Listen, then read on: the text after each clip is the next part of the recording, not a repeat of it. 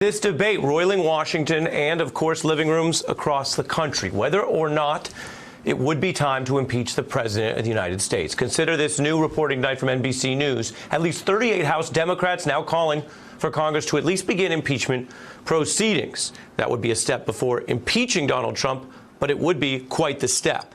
Signs they are not alone. Well, today, a former Republican congressman joins the only currently serving GOP House member to say that Donald Trump, in their view, committed impeachable offenses. Missouri's Tom Coleman calling to impeach Trump in a new essay, saying that survival of our very democracy is at risk.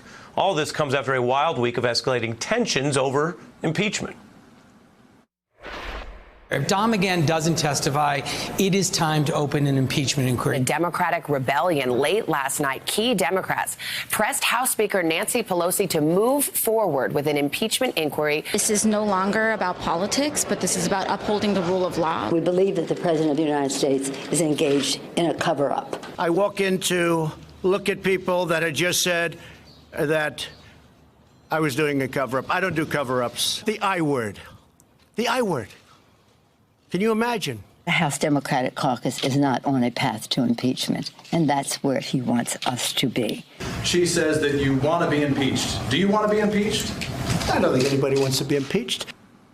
A big question tonight, how much longer can Democratic leaders hold off if the rank and file, aided by some of these new Republican voices in the wilderness, are backing impeachment or impeachment hearings? What will they hear from the man who could be their star witness, Bob Mueller? Mueller, I think I can say at this point that he wants to testify in private. Why? I don't know why. He wants to testify. He's willing to make an opening statement, but he wants to testify in private. And we're saying he ought to. We think it's important for the American people to hear from him and to hear his answers to questions about the report. That's some news. And in a moment, I'll speak about all of this with one of the Democratic members of Congress who's leading this charge for impeachment. But we begin first right now with Maya Wiley, former counselor to the mayor of New York and a civil prosecutor in the Southern District, and Christina Greer, political science professor at Fordham. Good evening to both of you. Christina, on the congressional politics of this, has Pelosi on this wild week done enough, in your view, to hold her line, or are we seeing a slow but steady march for something more than just a war of words?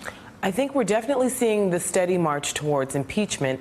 Obviously, Nancy Pelosi is a seasoned legislator, and she was around in the 1990s when Bill Clinton was impeached. I think what is frustrating for many Democrats who want impeachment, especially some of the newer, younger Democrats who are calling for impeachment, is that they're essentially saying this is not the 1990s.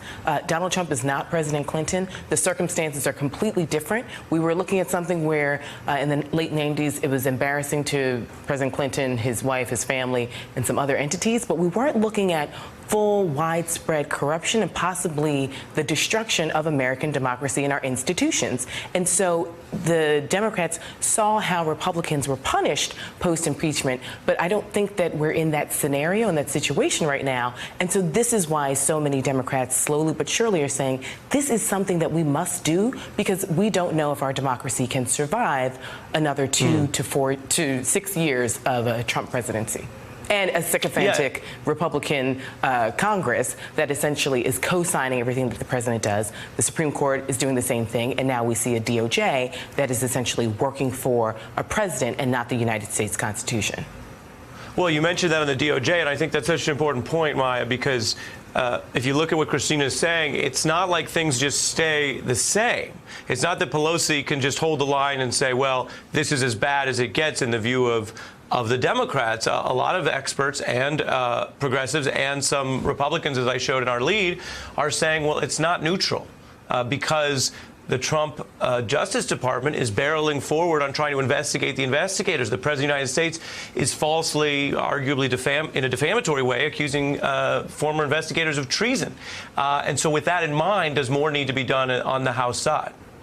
Yeah, I think it does, and for all the reasons that Chrissy said. But in addition, you know, to your point, Ari, remember that Donald Trump is actually using the tools available to him as president, as the world's most powerful person, for his own personal gain. That's essentially what he's asked William Barr to do in giving him this unprecedented power in terms of declassifying national security. And, you know, if you go back to what impeachment represents, at least the process for Congress to try to determine whether or what articles impeachment it might write up, right? That's the process, the hearing process. This is the same president that, in addition to what we've seen and heard in Robert Mueller's report, that it was already spun in a way that kind of confused the American public about what Robert Mueller was saying he found, including explicitly saying significant evidence of obstruction of justice. But also, this is the same president that overrode, national security clearances for 25 people in the White House when the careerist said, you should decline these. Some of those being his family members. I mean, so the point about, the history of impeachment in this country and what the underpinning of the Constitution isn't about whether or not the president could be convicted of a crime. It's maladministration. It's abuse of power. And Congress has to, if it's going to uphold its constitutional obligation, it has to actually consider and look at the evidence to consider whether or not to have articles of impeachment. Just one other quick point that I think is so interesting in the polling. A recent poll that just came out showed that even while Americans are kind of saying, I don't know if Congress should impeach, they're also 73% are saying they want to hear from Robert Mueller, and 66% are saying they want to hear from Don McGahn. That doesn't sound like the American people think this is a do-over. Interesting. Both of you hang with me. I want to turn to one of these members of Congress as we've been discussing the fight. Texas Congressman Al Green introduced articles of impeachment against Donald Trump in 2017 and says this week that you think these impeachment proceedings will begin. Let's take a look. Are you any more hopeful that impeachment proceedings are going to move forward in the near future? I believe that they will. But it depends on what you mean by near future. But I think so. I think we're on the right path. If that's the case, when would that begin in your view? And would that mean that the Speaker has handled this wrongly?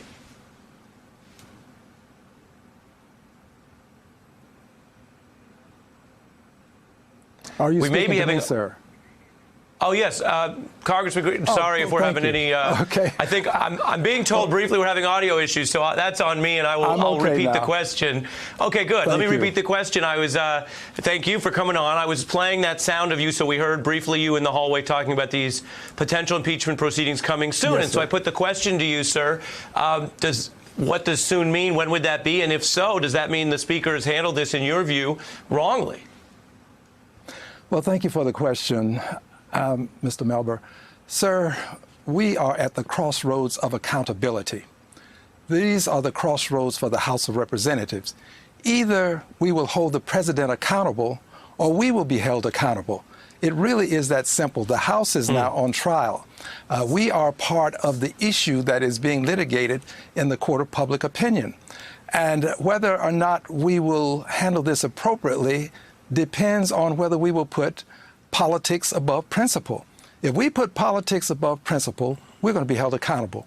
If we put party above people, we're going to be held accountable. And if we put the president above the law, we're going to be held accountable. There is no middle ground here. You put it so clearly there. I think some viewers listening to you would say, wow, that sounds pretty straightforward. As you know, whether we name them or not, there are colleagues of yours, teammates of yours, if you will, who are saying the opposite. They're saying if it's not going to get through the Senate, if you can't win over Republicans, I think what you're referring to as politics, then it's not even worth starting.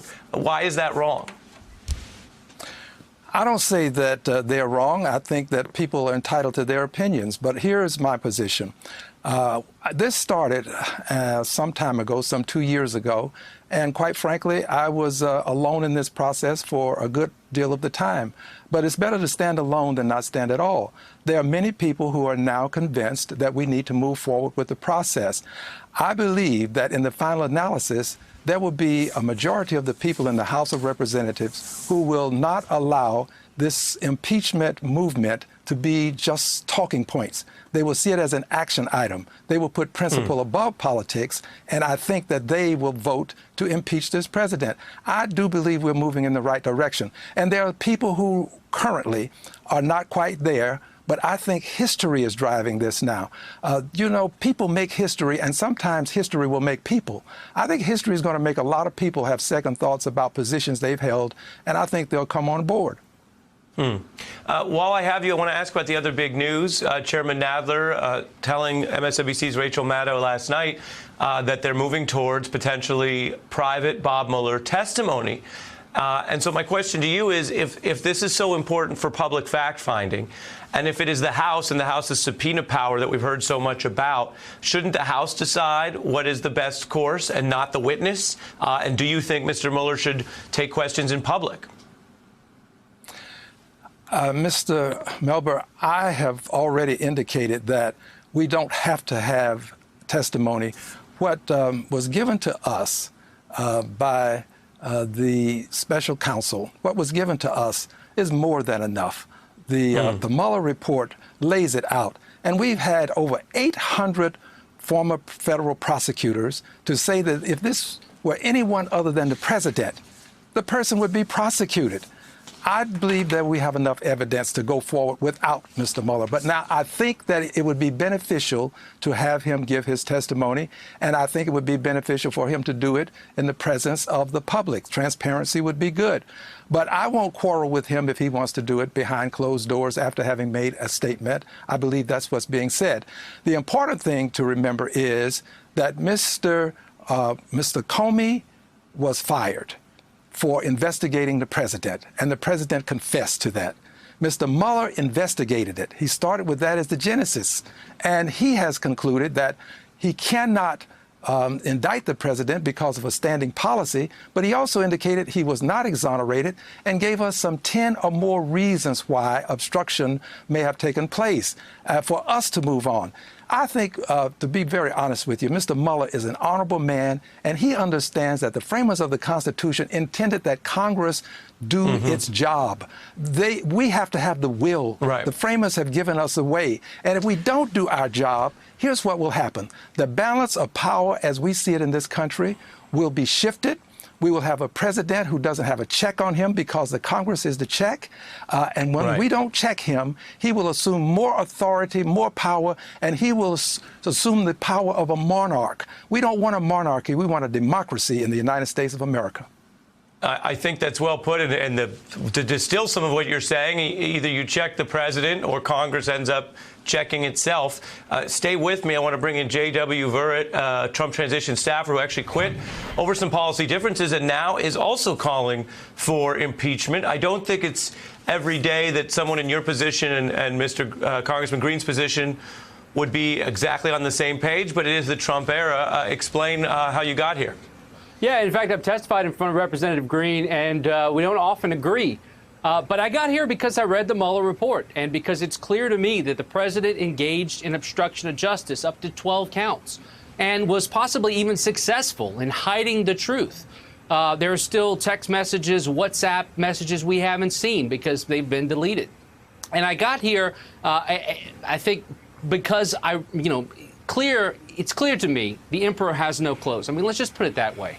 And it's surprising to me that I don't have more of my former colleagues in the Republican caucus on the Hill speaking out. Justin Amash, I think, was brave. Hopefully more will come along. But I think we need to see more leadership from the Democrats as well on this. It's time for impeachment. And when you look at this president... Oh, go ahead, sir. Yes. Mr. Melber, if you would, I'd like to respond because I concur. I think the gentleman is eminently correct. And I think that we have to make a couple of points because there's talk about the Clinton impeachment. That was party lines in the Senate and a handful of Democrats in the House. Those who want this to become a walk in the park are sadly mistaken. The framers of the Constitution indicated that it would not be something that would be easy to do. But that's why we have the jobs, because we do the difficult things. It is going to be divisive. That's understandable. But this Constitution, this country can survive impeachment. We survived it with Clinton. We survived it with Andrew Johnson. And if we don't do it, the Congress will become a toothless paper tiger. For those who don't understand the process, the court where the president will be tried is the Senate with the Chief Justice presiding. The Chief Justice, all of these subpoenas that we want, we can get them through Chief Justice Roberts. We will have a trial there. There would be prosecutors from the House called managers, and they can get all of this evidence. And all courts other than that court is an inferior court when it comes to the question of impeachment. I'm only interjecting because since I invited JW on, I want to get him in one more time before we fit a break in. JW, yes, sir. The president clearly has decided that maximum stonewalling and maximum impact is his way forward. Based on your knowledge, your unique knowledge, really, of having been in the transition and been around it, do you think that anything will move him, or does he look at a week like this politically as exactly what he wanted? I think that the next shoe to drop will be Maxine Waters' investigation of the Deutsche Bank documents. She's already won at the district court level, having been someone who wrote subpoenas for that committee, for the Republican chairman who preceded her.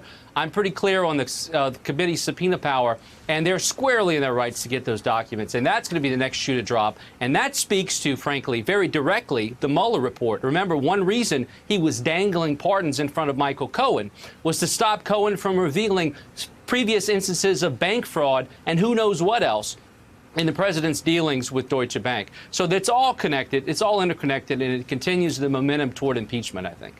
Hey, I'm Ari Melber from MSNBC. You can see more of our videos right here, or better yet, subscribe to our YouTube channel below. You could have been anywhere in the world, but you're here with us, and we appreciate that.